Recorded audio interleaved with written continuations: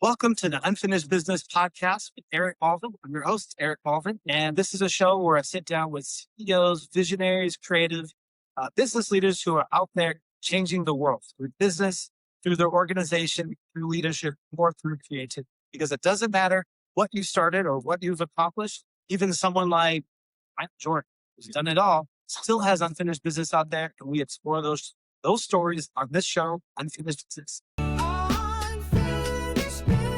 Where people in tech connect to amplify unfinished business. Human intelligence plus AI. Unfinished business. Moonshot goals that launch you high.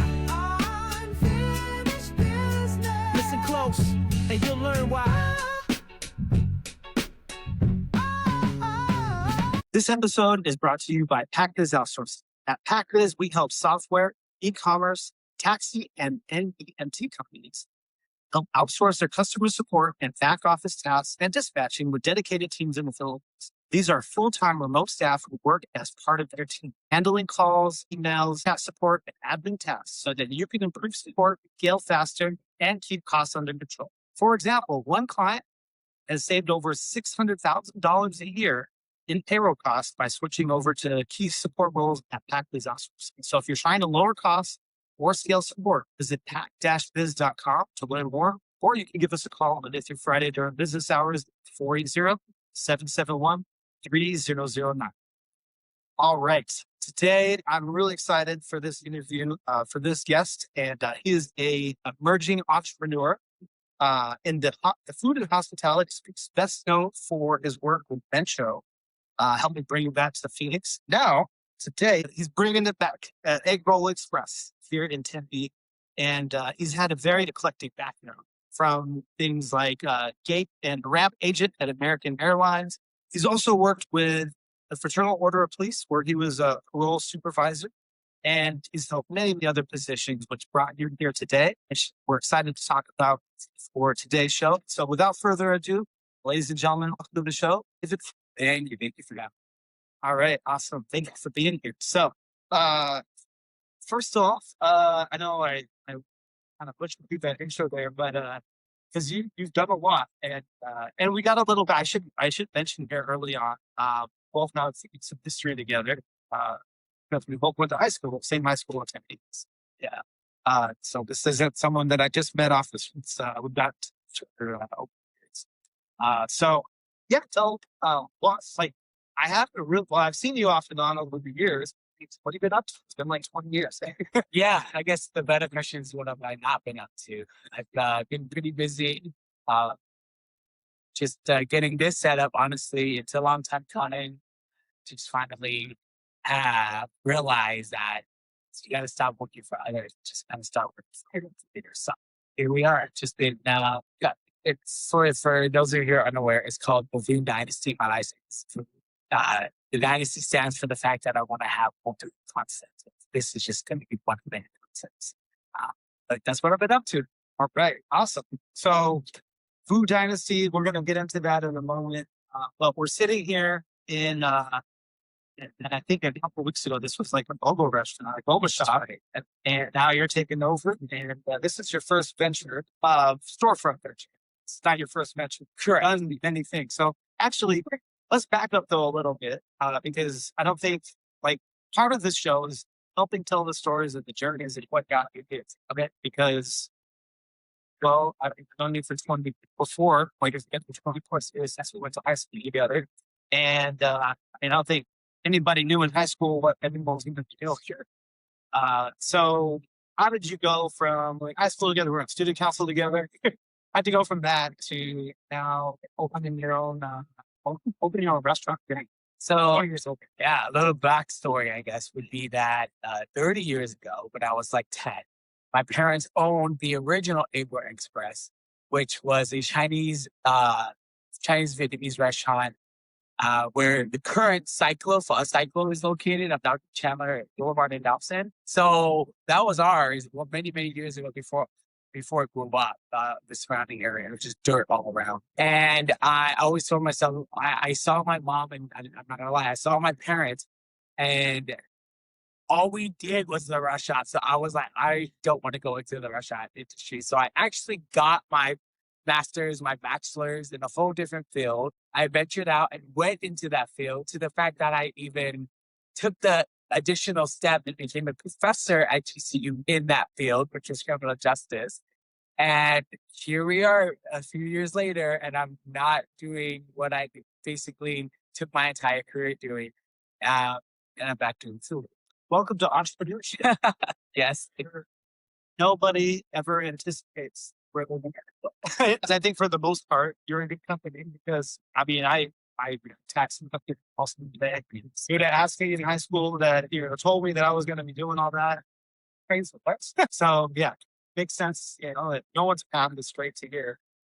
Now, do you feel like it's an interesting question? You invest so much time into whole other career and did not. Yeah. Do you feel like is that a waste? Is that value? I definitely feel that it was valuable because it taught me things that got to be where I am today. Those lessons learned through politics, no matter what career you're in, the lessons learned through just training and leadership abilities, through just honestly anywhere I've gone, even though I've had many careers, it's given me the opportunity to kind of take a little bit from each entity and then make it my own. Awesome. That's a great answer. So for you, what was the most pivotal thing that you want back? Pivotal thing. I think what tends to happen as human nature is we tend to trust and or rely on others. Like we rely that our boss isn't going to fire us, or we rely that there's going to be an opportunity for us to grow, or rely on the opportunity to learn something. But at the end of the day, the only person that you can trust is yourself. And so as an entrepreneur, I think jumping through the hurdles and over the barrels and kind of just into the thick of it, learning how to learn from other people's mistakes, if you will, pretty much brought me to where I am today. Because had I not been brought those, life lessons, I don't think I would be sitting here opening up my own. I probably would be as an executive chef, as a VP director of restaurant operations. I would be looking for a six-figure job with somebody else, working for somebody else. And I think finally it just took a little push to decide that, no, you know what you're doing. You have a little faith, and here we are. Cool. I want to dig into that more because a lot of people watching the show, like I really try to bring people, like attract people that are and also people that are starting stuff. So, and it's not even just starting things. Maybe you have an established business. Now you need to pivot your business. You have a product line. So what's you need to completely change what you're doing. Like I would imagine if your job was a writer before AI, right now, like got AI as a competition. Like how do you differentiate yourself? So it doesn't matter what you are, like we all gotta be able to adapt. There's a lot of risk there. So it's almost like starting a new business, starting with like other it's so talk to me a little bit more about that. How did you get to where like, all right, it's time? Because I'm sure that question came up in your mind countless times over the years. Maybe now's the time. So how did you get to that? I honestly, I love this question because I say it to myself when self-doubt is the enemy, right? So you will doubt things that you're uncomfortable with. You will doubt. You will stay in the things and continue to stay in the things that you know. And that is the day to day. That's your Monday to Friday, right? But then you always look forward to your weekend. And then Monday comes around again and you're like, oh, okay, so the Mondays, I really don't want to go to work. When you continue to say those things, then are you ready? You're definitely not ready to venture onto new beginnings. Because when you work for yourself as an entrepreneur, as you know better than I do, Eric, running a few companies, as an entrepreneur, you're not going to say, I don't want to go to work today. if you don't go to work as an entrepreneur for yourself, then you are no longer doing something that is going to continue to uh, not only pay the bills, but actually like make your heart happy, bring a smile to your face. And so to answer your question at the end of the day, I am that person who likes to be comfortable. Although I have ventured out and have done a lot of different careers, from being a director of the Boys and Girls Club, from being a pro training supervisor, from being a professor, from being I've actually been in sales. I actually used to sell. I used to work for Heartland, a POS system. I've done it all, and I do like comfortability in a sense of I work for someone, and as long as I put in my hours, I'm going to get a paycheck. Well, right now I'm not open yet, so I am working for someone, and that's Uber, and also American Airlines. So that is like my kind of income for now while I'm waiting for permits and stuff like that. But it finally took me to step out of that comfort zone because it actually ended up being a trust issue. I ended up no longer trusting my private uh, management, if you will. And it finally was like, okay, this is why, because you put in your heart and your soul and your hours as if it was yours. Everything I do, and I'm sure you remember from high school, everything I do 110%. It's true. So when I gave my all and the trust was lost, it was just like, that statement is true. Where people say, if you want something done, do it yourself. So here we are. I'm doing it myself. I love it. We, we knew each other from high school, which by the way, I want to take this. I went on my computer and dug up some old pictures. No, you did it. I did. So I was like, oh, you gotta see this. Oh man, I'm anxious. This is us at I think this was right after high school graduation. Good. Look at everyone. Oh, that's the best. Wow, that's too funny. Yes. Wow. So it was interesting, we were getting leadership experience back then. Yes. Not really realizing like what to come to. But how influential was your time like in high school? And then you went on to like do a lot of stuff with the Boys and Girls Club right after that. I remember being active there, but you're still active today. Like, how important was that to lead you to do what you're doing? Yeah, that's a great question. Honestly, as people have asked me over and over again, how did you do all that in high school? And I legit would wake up tomorrow just to go back to high school. Like, I loved how busy I was. I loved student council. I loved all of my leadership opportunities. I was the drum major in the marching band. I was the volleyball captain my senior year. I was everything. It was amazing, and I had a lot of fun. And so I think high school and student council specifically helped shape my future, helped shape who I was and how I always wanted to hold a leadership role. It's interesting that I've actually never held like a retail position or like a minimalist position, except for when I was in high school. My minimalist position was a Harkins. I was working at Harkins, but like within a month, they already promoted me to Roadrunner, which means I was able to do everything. And I think I was just always called to be a leader. And I think student council was that first step into why I'm still a leader to this day. Okay. When do you feel like there was a moment in the last 20, 30 years where you realized like that you are really like meant to be a leader? Because maybe there was some moment in time where you're like, okay, actually I'm meant to be. Yeah. I would go back to, I'm sure I have a lot of examples, but the one example that I kind of vividly remember is I had just started at the airport. Nobody knew about my past, about my leadership. I never wanted to promote to a manager position, and I still am not a manager. But somehow, some way, someone found out something about me and was like, "Oh, David, we really need union reps. Can you help?" And I'm good with that stuff.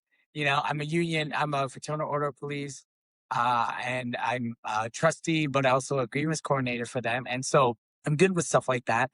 And so they found out, and sure enough, I did it and I was good at it. I got people out of trouble, not because they did something wrong, but because they were accused of something wrong. And I was able to prove that, it really wasn't their fault why they should be in trouble. So yeah, I guess there's been a few instances where I realized, oh man, had I not been there, they may have gotten fired. Had I not been there, they may have. So looking at different angles and looking at the the options of how to help someone, uh, I've always taken up on that.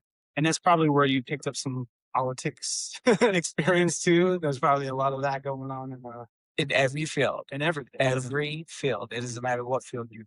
Yeah, we had a past guest on Justin Chase actually last week's episode, and he gets to work with the government's office all the time, and he has to get funding from them. So yeah, it doesn't matter what level you are, you gotta deal with the politics.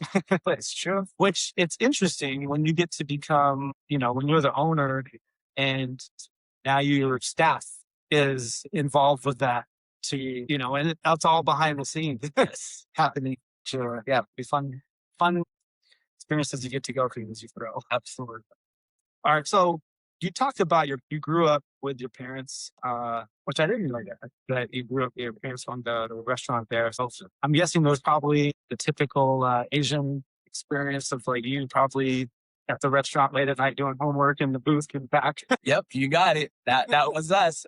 I was like 10 or 11, and my stepdad taught me how to walk. And so then I always wanted to walk after that. As soon as I got off of school, I was walking the orders for the customers. How old were you? 10, 11. Yeah, it was awesome. See, but that kind of experience, like you don't realize. And now I'm a parent, and I got two kids that are now like 10 and about to be 7. And now I'm like looking for those opportunities for them. The senior 10-year-old, let's go. They're gonna learn. Well, my girls do want to open a restaurant. Oh, wow. Talking about it. I love that. And yeah, so maybe I'll have them intern. But all right, so you grew up there, and then what? Do they still own the restaurant? Yeah. Okay. Yeah, they sold it. Before Cyclo, it was something else, and then now it's been Cyclo for the last like 20 years now. Okay. So Cyclo on Dobson and Chandler Boulevard. That was ours original. Crazy. So before you brought this brand back to life, it's been dead for like the last 20 years or so. Yeah. It was Eggroll Xpress with the E. So we dropped the E, and now we're Eggroll Xpress, but it's all because of my parents. Cool. So what inspired you to follow in the footsteps? I mean, you could have started any brand. You could have went with any concept idea. We got AI here. Give me 10 ideas for a restaurant brand, and boom, you got something new. Why follow in the footsteps with that, Dave?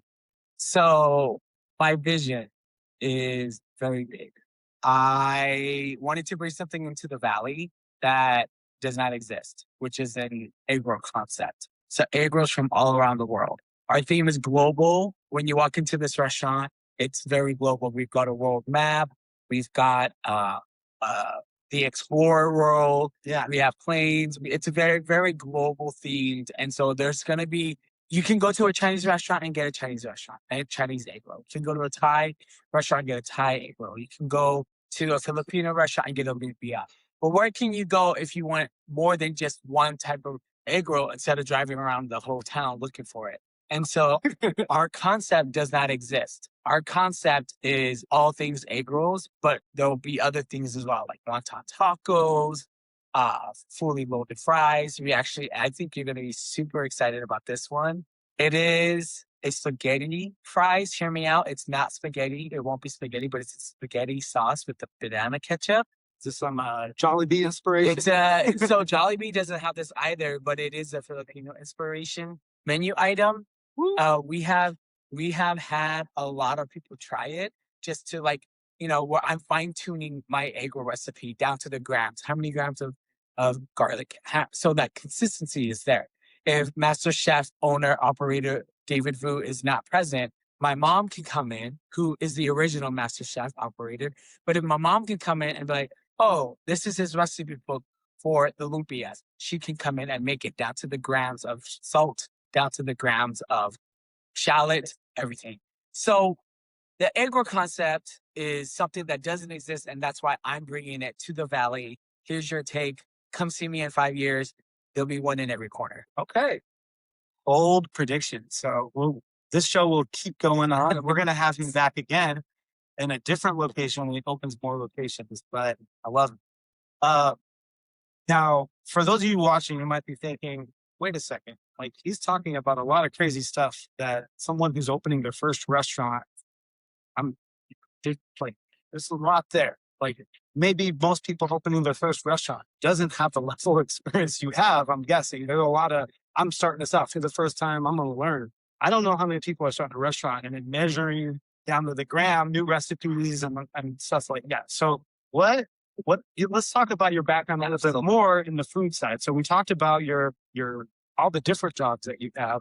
What about in the restaurants? Yes. So in the restaurant space, I helped single-handedly. On the record, I am the only non-Japanese trained executive chef under the Mensho brand. That's non-Japanese. Yeah, it's pretty intense. And so I single-handedly actually went to training in San Francisco over the Bay. That's where Chef Shono San, the owner and creator of the Mensho brand. Mensho started back in Japan. I want to say in 2012, maybe, 2012. And for the last 14 years, he has curated something very unique and special to the point that it came to America and now it's pretty much all over the West Coast. I want to say there's like 30 locations worldwide, including Singapore, Australia, India. So it's a worldwide phenomenon. It's viral. It's delicious. And I was the person who trained under Shono-san to help the current franchise owner of the 3 Arizona locations and the 1 Salt Lake City location. That was me. I did all of the training, all of the hiring, all of the code of conduct. That was me who came in and got each of the Menshos up and running on their own. What incredible experience. What was that like? Because I'm sure that you were doing a lot of this stuff for the first time, right? Well, I've always been, as you know, Eric, I've always been a leader. I've always been an organizer. So grabbing something and like trying to figure out what needs to be done, when it needs to be done, where it needs to be done, how it needs to be done is not a problem for me. So I was able to take the training that Shono-san taught me, and there were rules. We just talked about politics. There were rules that we could do or couldn't do. And so I had to take that and apply it to all the staff and let them realize what was allowed and not allowed per the Mensho standard.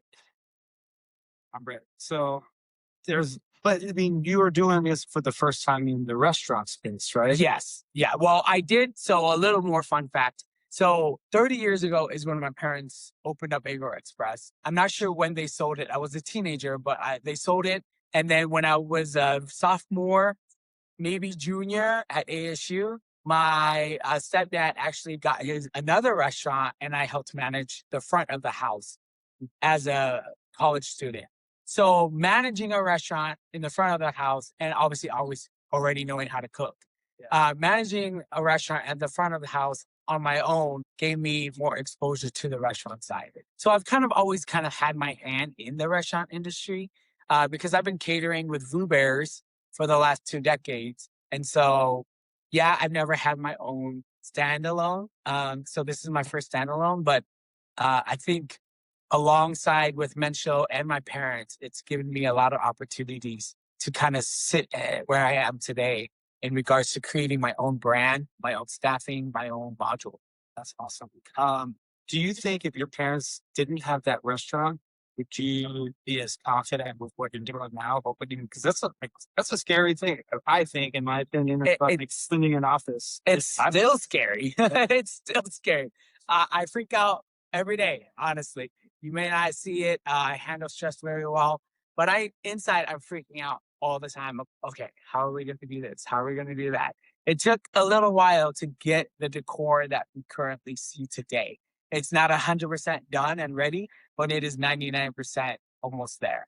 Just a little few minor tweaks and movements and stuff like that before grand opening. But I definitely, to answer your question, there's no way on earth would I be sitting here with my own restaurant had I not had that experience when I was 10. That's so. By the way, you're on the Asian Leadership series of the podcast because we also highlight Asian business leaders, and because there's not enough of us. Yes. And so, going back to something I want to touch on, which is interesting. You know, growing up in Tempe in the late '90s, early 2000s, there wasn't a lot of Asians in Arizona, right? Not at all. Not at all. Not even at our high school. No, we were like one of like four of us. Yeah. Literally. I think there was like four of us. And I'm half. And so most of the time people thought I was Mexican anyway, so they never counted me.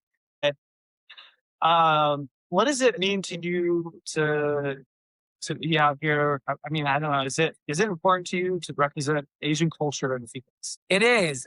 We already have a huge Asian district because now Mekong area is called Asian district now. And I think being outside of the Asian district gives an opportunity for me to flourish a little more.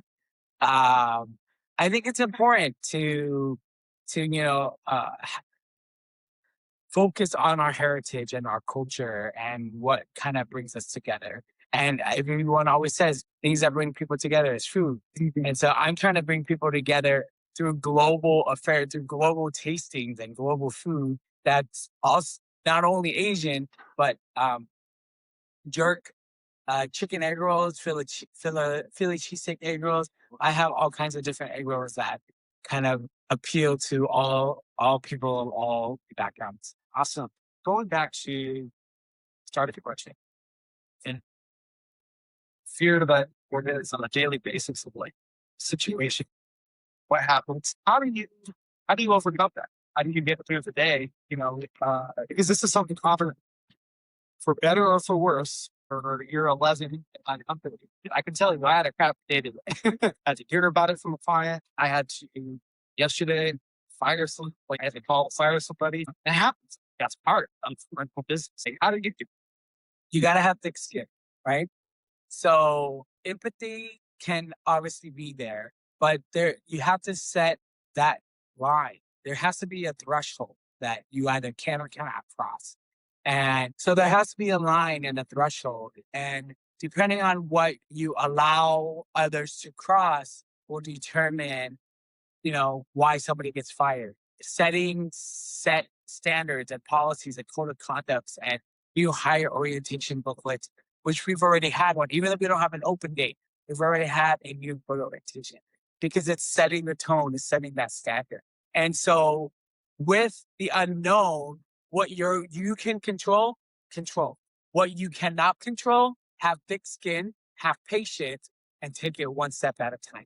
I think that's pretty much how I have always handled stress. I don't let it pile onto me. I don't let it affect me. If I can control it, then I'm going to control it so that I can diminish the stress that I have on my shoulders.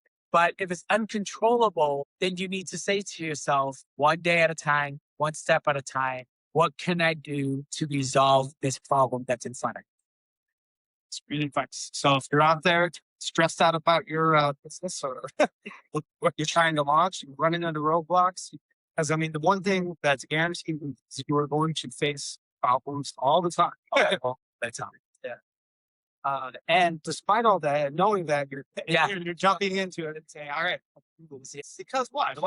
Why was it important for you to go out on your own? Because you mentioned background working, being only a non-Japanese trained person under the Master Chef. Why leave that safe world and go into this chaos? I think the number one, I have a lot of answers to that question, but I think the number one answer to that specific question is doing something for myself and my family, creating my dynasty, giving my family an opportunity to flourish and realize that the sky is the limit. Do not always settle for what you know.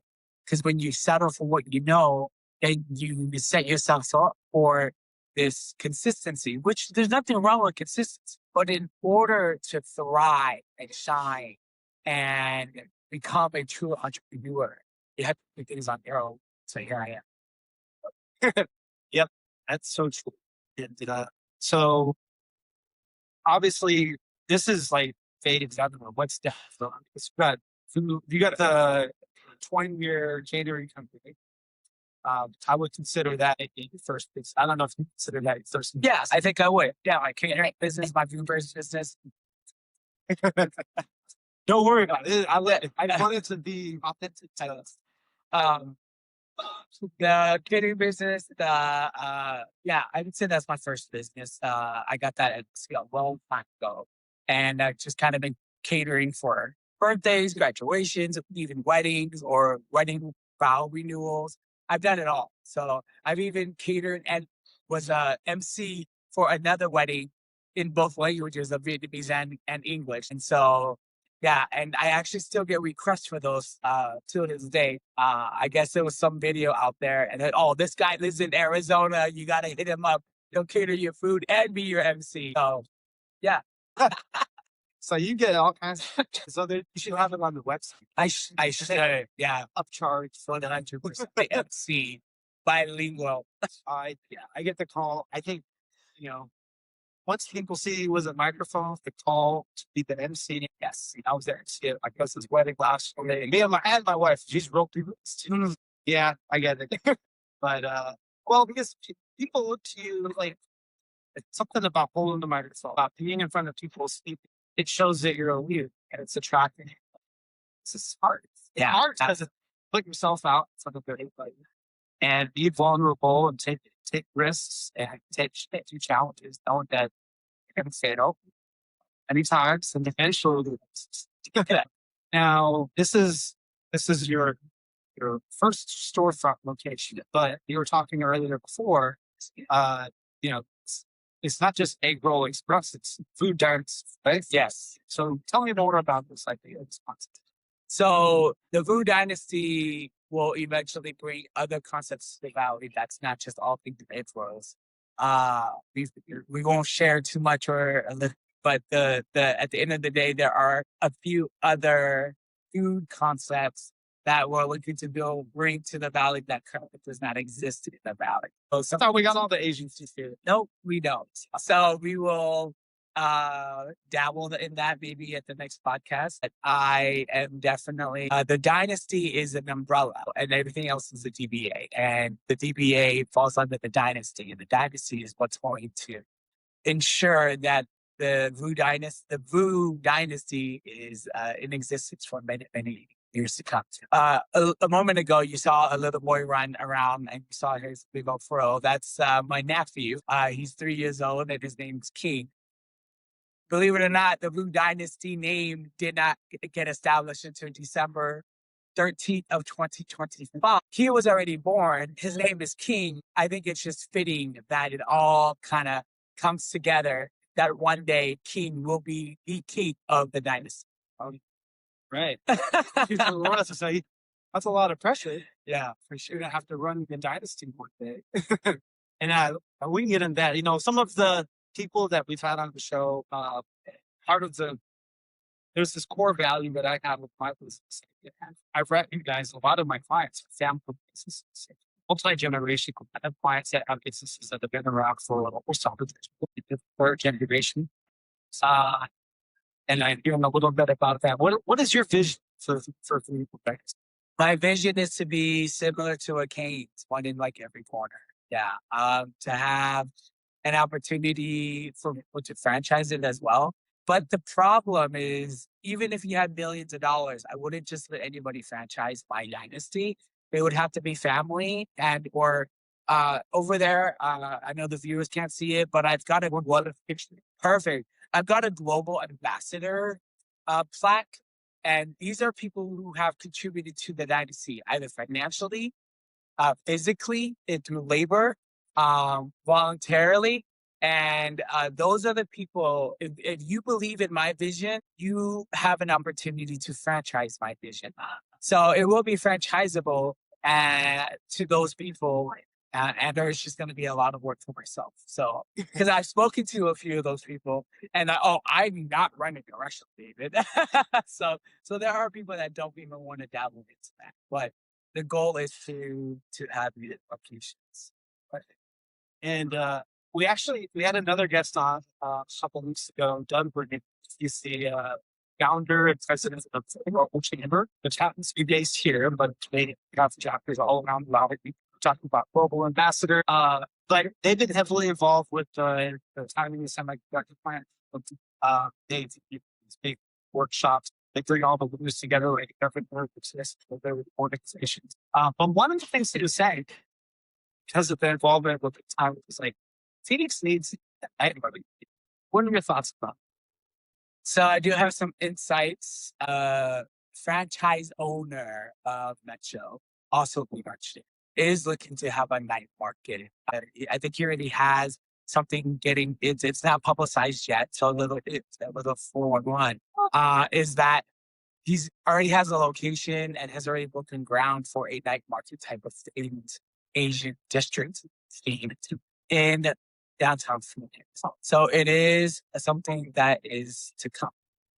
Right? Stay tuned. Yes. So People's dreams are coming true. Yeah. I agree. I'm like, man, I go to Taiwan. I love going to the night market. I'm going to be there in it's like 3 weeks to like start. Yeah. Yes. Get the night market. But I'm excited. But like, what's been happening here as an Asian growing up here, seeing the community like transform. Yeah. It is crazy, right? It's ridiculous. I think it's Like, what do you think? Because, like, again, growing up in Tempe, I mean, it was like one thing I liked about Tempe High where we graduated from, very diverse compared to now that I've been going. Like, it's not always like that, right? Like, I should now realize, like, oh, that was pretty cool. I got to have that kind of first every school, but with Phoenix here, I don't know what are you most excited about? What's been happening here in Asian community? It's just I never expected it to be this big.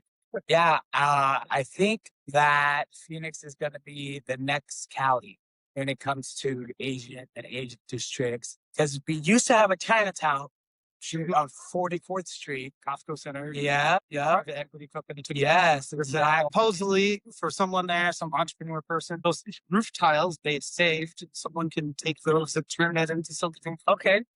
I have a whole bunch of photos I took of that place before it shut it down.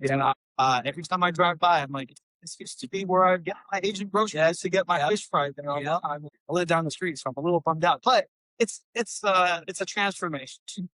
That going away has caused, like, I think more attention to the Asian district, and that was I never imagined.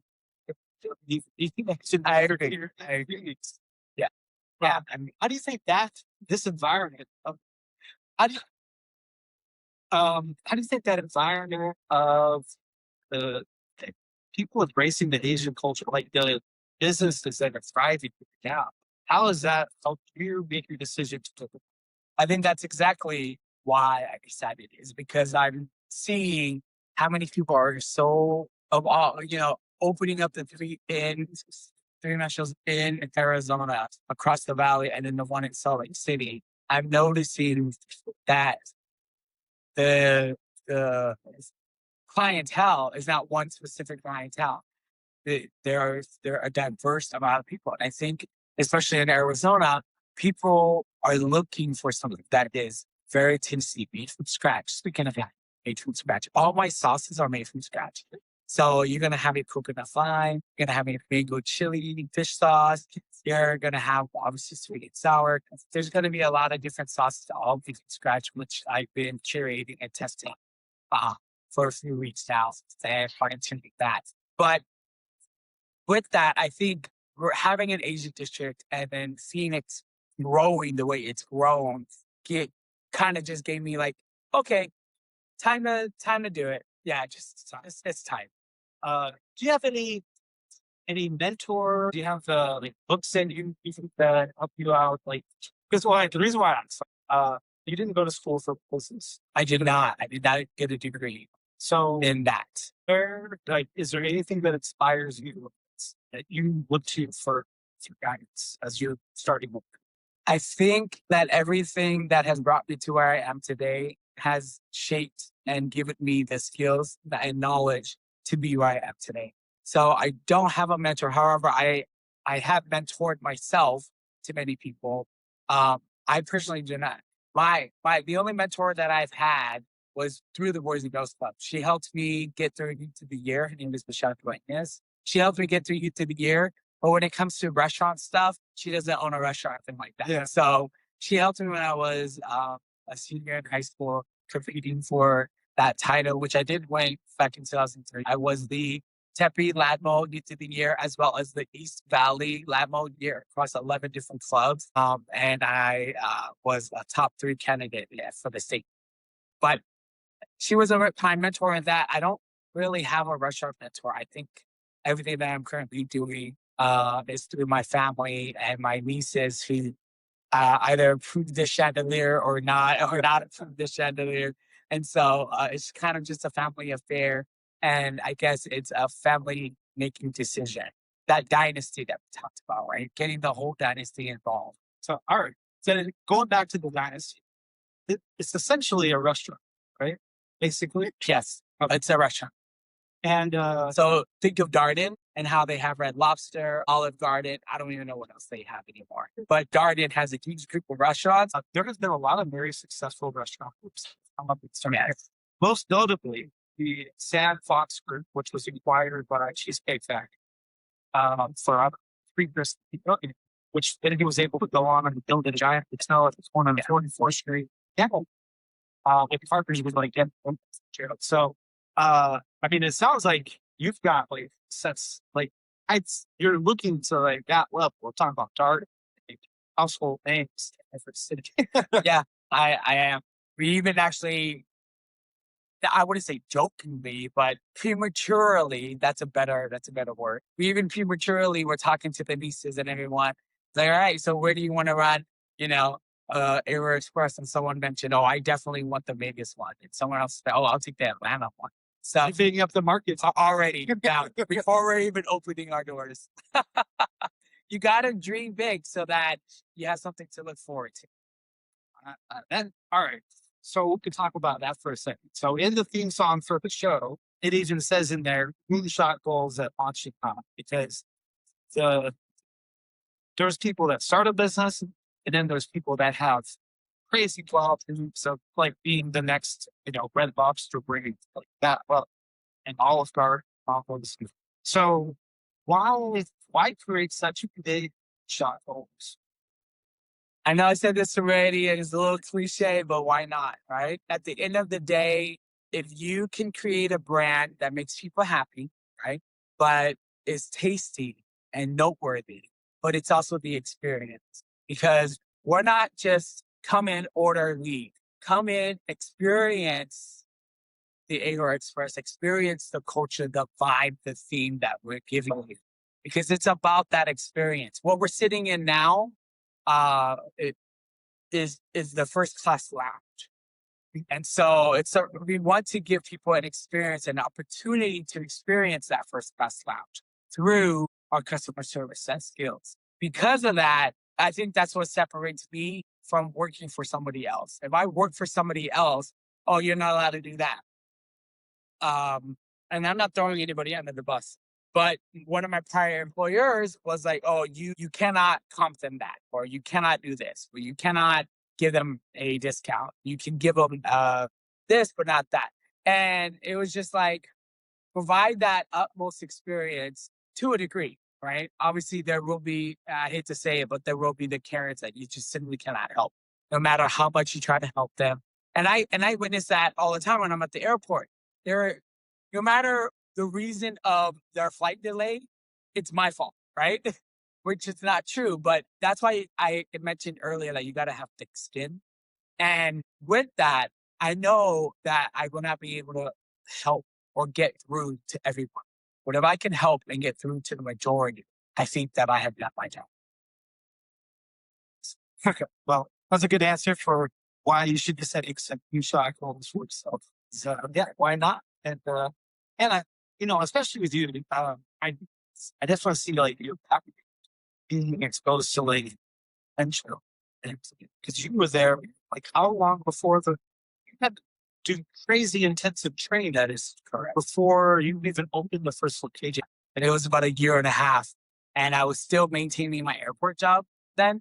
So I would have to fly back for a day, work in a shift, fly out that night back to the Bay Area, either San Francisco or Oakland, and then catch the train. And so I worked hard through it. I didn't want to give up my flight still. I didn't want to give up my airport job. I don't know if you're aware, Eric, but I fly for free. I'm sure you follow me, and I see people all over the place. All over the place because I fly for free. And a lot of times I get first class without first class fees. And so I will probably never give up my airport job. I don't know. Maybe when I have my 50 at Eggroll Xpress, then I'll do it. Hours a month you have to put. It's actually very flexible. I don't think people realize how easy it is to have a job at the airport. I have been there coming up on 4 years now. Through that, I have opened up 4 Menshos. I went to training for a year and a half. One of the Menshos was out of the state in Salt Lake City, where I relocated for 4 months. Because originally I had a chef hired and trained here in Arizona. He flew to Arizona at my first location to train to open the Salt Lake City location. Unfortunately, I ended up having to fire him. And so I had no chef to take over. So when finally it was time to open up Salt Lake, it was all me.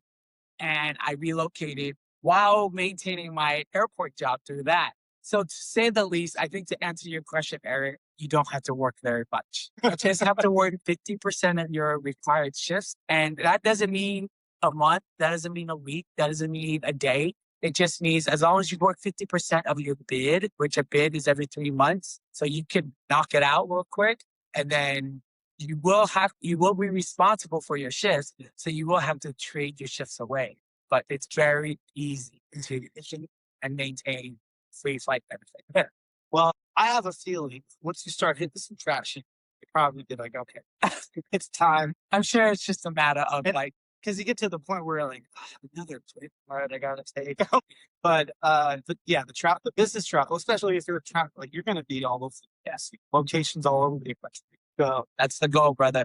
And I love that you said you will be. Like, thank you. That's your literally the theme song. It's gonna happen. Like the hard work that you're putting in. And that's the thing I think. I mean, it's like being willing to move to Salt Lake City for 4 months and fill that role. You could have walked away. You're like, yeah, you know what? I'm gonna go pick up more hours at the airport and then go drive for Uber for a little bit till I figure out my next thing. But no, you're like, we're gonna get this done, fit into it. And I mean, it takes stuff like that. But the hard part is like when you're the entrepreneur, nobody else is gonna have you walk away, the business stuff. Mensho, someone else is going to find somebody involved to figure it out. But we're doing it. Tell people on the show here, where are we? Why this location? Talk to me a little bit about that. How did you land on this spot? Well, I think it's a blessing in disguise. My kitchen is ginormous, which will give me my hub that I'm looking for. Because the next dynasty concept I will give you a little snippet, is going to be a food truck. And so the food truck will have a lot of my food bears, what people have been ordering from me for the last 2 decades, will have my food bears concept. But you always needed a commissary for that. Yeah.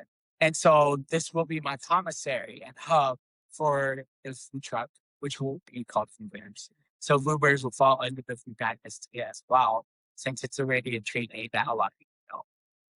Ooh. And then we're here at the corner of Untitled and on the southeast corner. And this is a very well-known place. I was texting them about this last night. I love this spot because the Apollo Theater is there, which is like one of the best movie theaters in the valley, in my opinion. And so I don't know what any besides the obvious big kitchen location. So why here? I was working with an agent to actually look at many places. There was actually another location that I was ready to sack my life away at that location. But I did more praying and I did more thinking, and the answer was clear that this location with the many different, because we've got a Mexican restaurant in here, we've got an Italian restaurant in here, we've got a breakfast biscuits cafe in here, a Thai restaurant in here, a church, the Pollock theater, sports bar. Like, yeah, a great sports bar next door. I watched the NCAA over there while we were in the process of opening up. And so I think all in all, when we were touring all of the facilities, this location kind of called home to me because not only the size, but just being in the valley, being in Tempe, where I grew up, my roots. And I could have gone to Mesa, I could have gone to the Asian district, I could have gone to Phoenix and probably paid a lot cheaper in rent. Especially I saw a location in Phoenix that I was really interested in as well. But this one didn't need a whole lot of work. I already could, when I walked in here, I saw the vision already. When I walked in the other restaurants, it was like, I'd have to do this, I'd have to do that. Oh, I don't like this. So long story short, it was just, this was the best location with the less amount of work. Makes sense. And I would, because I've been coming to this plaza for a long time, I've eaten breakfast many times. I love that all the businesses here have been around a long time. I feel like that's a good thing for establishing yourself. Because there's some places I'm like, that corner hurts. I would never in a million years open any concept there. Like, it's just been rotating, revolving door after revolving door of businesses. This thing. So I think that's not it. You got some good stuff going to be here. When are you opening? So we're watching this episode. It's going to come out right away. So next Tuesday. We're at the start of the right now. When can people start getting to experience the world? We're hoping this month. So we have our final inspection, our permit inspection, our fire inspection all next week, Wednesday, Thursday, Friday. So we're hoping there's no meat. This was a boba shop before we took it over, and it already had restaurant equipment. So we didn't do any commercial changes. It was just minor changes to it. So it shouldn't really change the plans as much in the blueprints or anything like that. And so therefore, we're not looking for like a very hefty inspection here. Okay. Yeah. And so for people that don't have any idea about the whole permitting stuff, there's a lot of hoops you got to jump to get from concept to opening the doors. Yeah, it's true. Lots of stuff. And you're at like the final The final stretch. Yeah, final countdown. So possibly before the end of the month. That's the goal. Okay. Yeah. And permits. All right. So then that leads me to I think we're getting kind of at the end of the show here. And the last question I always like to ask people is the show's called Unfinished Business. And so I think we spent the whole show talking about unfinished business. But you got some big goals and big this is I don't think this is for you. What's some unfinished business for you? What's the making? I know you kind of told this already. Some shot.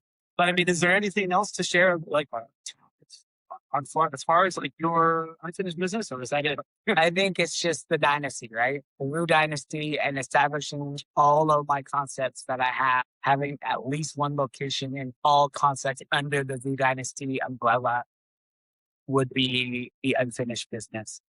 Committing to registering the Vu Dynasty as an LLC on December 13th, 2025, to seeing it move forward from just one concept. No, those dates are so pivotal. I mean, for me, December 1st, 2011 was when I got my first tax number for the tax law. And I remember, and I registered it. I was in the club in Scottsdale with a friend. And when we decided we're going to do this, it was like October of, again. So that's when I registered this LLC. Yep. And, but you have an LLC from one, like you could older than mine. So yeah, I think I'm very excited. So this guy's got a lot of experience. Well, I think you have the wraps it up for the show today.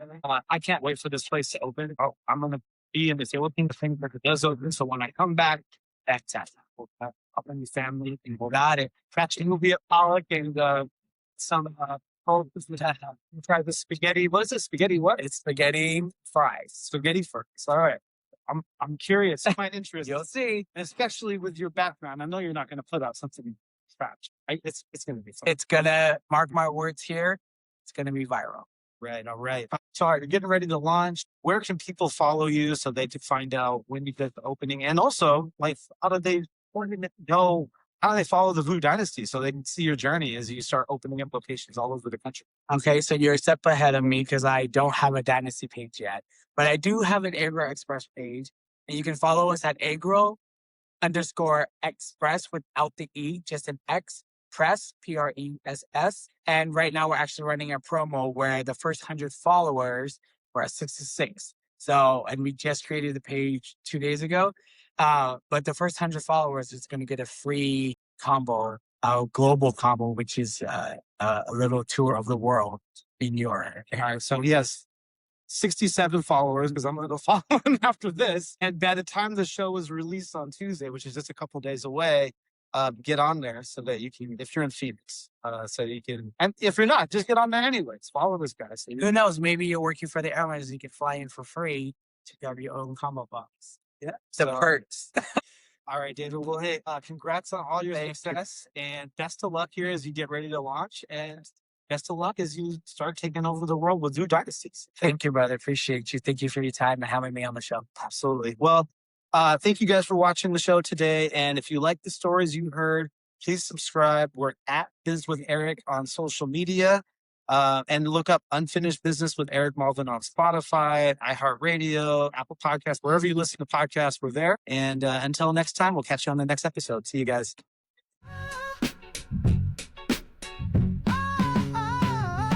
CEOs and visionaries shaping what's to come, building more than profit, lifting everyone.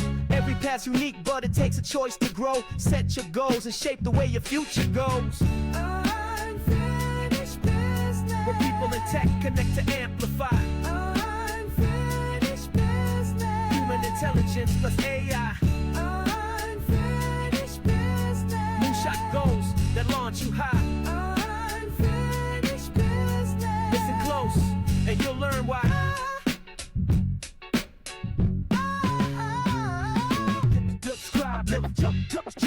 Subscribe, look for Biz with Eric online, and follow Unfinished Business on Spotify, Apple Podcasts, YouTube, wherever you listen.